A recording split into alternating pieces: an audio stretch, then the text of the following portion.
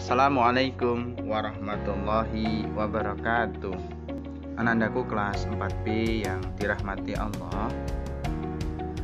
Alhamdulillah kita memasuki awal pekan, dan untuk mata pelajaran hari ini yaitu tematik terpadu. Marilah kita awali dengan berdoa kepada Allah Subhanahu wa taala, meniatkan diri belajar walaupun secara jarak jauh. Dan materi hari ini yaitu dipersiapkan materi pemantulan bunyi pada LKS halaman 68. Dan mari kita simak video berikut.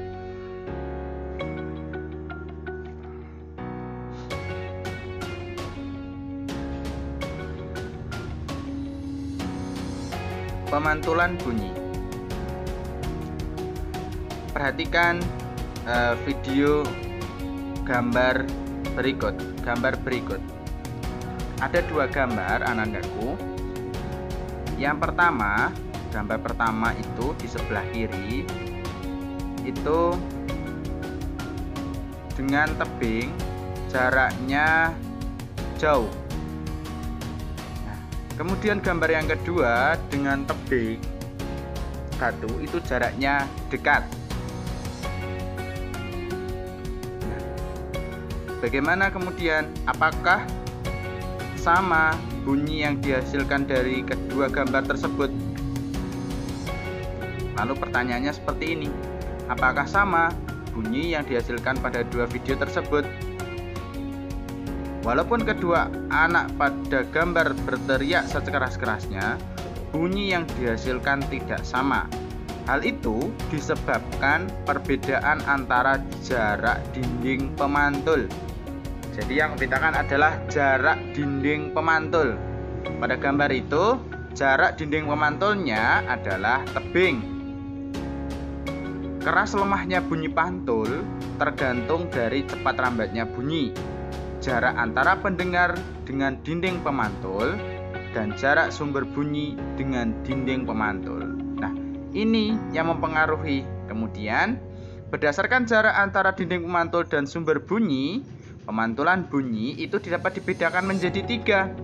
Yang pertama itu adalah pemantulan yang memperkeras bunyi asli, yang kedua adalah gaung atau kerdam, dan yang ketiga adalah gema. Sudah tahukah kalian contoh-contohnya? Baik, kita lihat penjelasan berikut ini ya.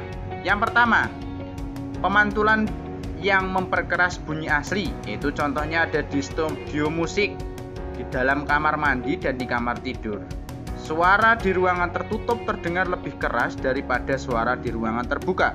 Hal itu terjadi karena ruangan kecil, bunyi asli dan bunyi pantul sampai ke telingamu hampir bersamaan, sehingga bunyi pantul akan memperkuat bunyi asli. Itulah sebabnya bunyi terdengar lebih keras. Jadi kalau kita di rumah, pasti bunyi akan terlihat lebih keras. Kemudian yang kedua, gaung atau kerdam. Nah, gaung atau kerdam ini dapat kita temui yang pertama di dalam gedung yang ruangannya panjang, besar. Kemudian yang kedua di dalam gua, yaitu ketika kamu berbicara di dalam gua atau gedung besar, dinding gua atau gedung itu memantulkan suaramu. Biasanya selang waktu bunyi asli dan pantulannya di dalam gedung sangat kecil, sehingga bunyi pantulan ini bersifat merugikan. Selanjutnya adalah gema.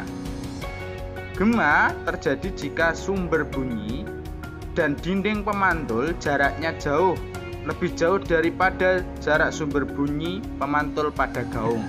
Misalnya, jika kamu berteriak di depan tebing yang tinggi, suaramu seolah-olah ada yang mengikuti setelah diucapkan. Hal ini karena bunyi yang datang ke dinding tebing dan bunyi yang dipantulkannya memerlukan waktu untuk merambat. Ini contohnya ketika di atas gunung ya. Selanjutnya adalah penyerapan bunyi. Nah, contohnya gimana kok bunyi dapat diserap? Nah, itu dapat kita temui untuk menghindari gaung atau kerdam yang merugikan. Biasanya ada di gedung atau aula besar yang dilapisi dengan peredam bunyi, yaitu bahan-bahan yang permukaannya lunak atau empuk. Contohnya ada karet, karpet, gabus, dan wol. Selain dilapisi dinding dengan zat kedap suara, struktur bangunan juga dibuat khusus. Dinding dan langit-langit tidak dibuat rata, tetapi ada bagian yang cembung. Hal ini dimaksudkan agar bunyi yang mengenai dinding tersebut dipantulkan tidak teratur, sehingga pada akhirnya gelombang pantul ini tidak dapat terdengar. Nah, yang terakhir, pemantulan bunyi itu juga punya manfaat. Di antaranya apa? Yang pertama, sifat pemantulan bunyi yang dihasilkan kemudian digunakan untuk menentukan posisi suatu benda. Gejala amnya disebut dengan ekolokasi. Pemanfaatan pemantulan bunyi ini antara lain digunakan untuk mendeteksi kerusakan logam, ultrasonografi atau USG di bidang kesehatan, mengukur kedalaman laut atau hidrooceanografi, mengetahui kedudukan benda di dalam laut, dan mengetahui detak jantung pasien.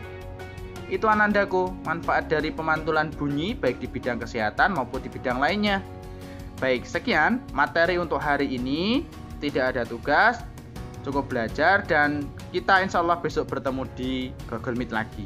Wassalamualaikum warahmatullahi wabarakatuh.